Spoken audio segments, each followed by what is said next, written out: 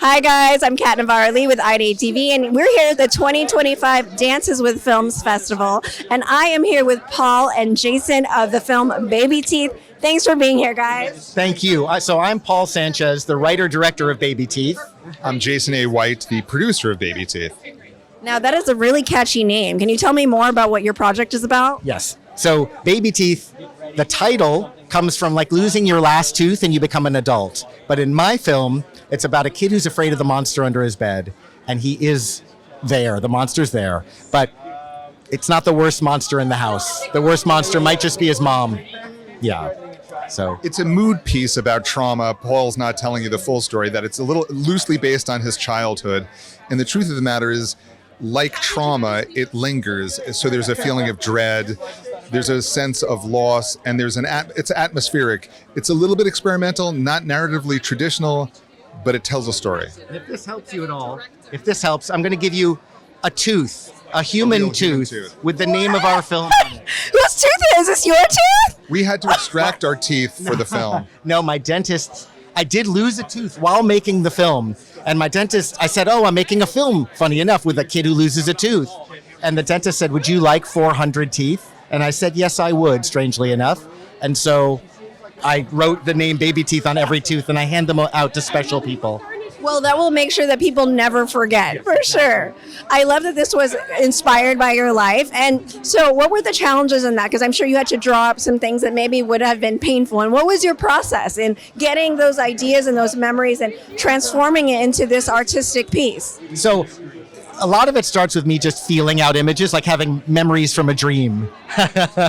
And so I'm fairly comfortable with dredging up stuff from my life. Even all the stuff I write in long form has pieces of my life in it. And so it's okay for me to say, like, maybe the mom isn't the real mom. Maybe the kid is perhaps being abused. Maybe the monster under the bed is real. You know, maybe the house is filling with smoke. Maybe there's a fire. So I go on that, and they all become very beautiful images in my head, even though it's from a trauma. And then I stick them into the script, and they stick them together, and they seem to work properly. And if it works, I have a good film. If it doesn't, I try again. And Paul's very intuitive when it comes to this sort of stuff. Like, he came up with stuff in post-production, he came up with stuff on set.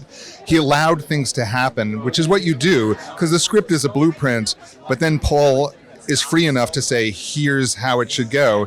And he came up with stuff. We shot some pickup stuff later, beautiful, dream-like stuff. And it is a dream. It feels like a dream. And it lingers, and it's like a nightmare. But also like any good film, right? It's a dream. All films are sort of like dreams. And I'm lucky. I've been making films since I was 8. So I'm a kid with a Super 8 camera making my own version of Star Wars. And that now it leads to like my own version of maybe David Lynch films, but mostly me, right? My heart, my soul, my history, and friends who help, friends who allow me to make art. I mean, listen, I've read Paul's stuff.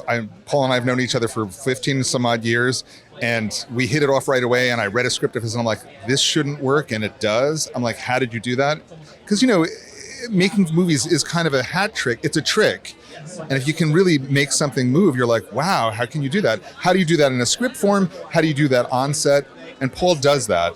He just has that in him from having done it so long. So it sounds like one of the most important parts of being able to make something like this is having the trust and support of people that believe in you, and that community, right?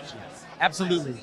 I know. I mean, listen, as I said, I believe in Paul. Paul helped me get my film career started as a writer-director, really. And I'm like, I wanted to pay him back in the best way I could. And we were talking about stuff, and I'm like, Paul, let's make a movie of this. So. And what Jason's not saying is that he said, let's make a movie and I will pay for it.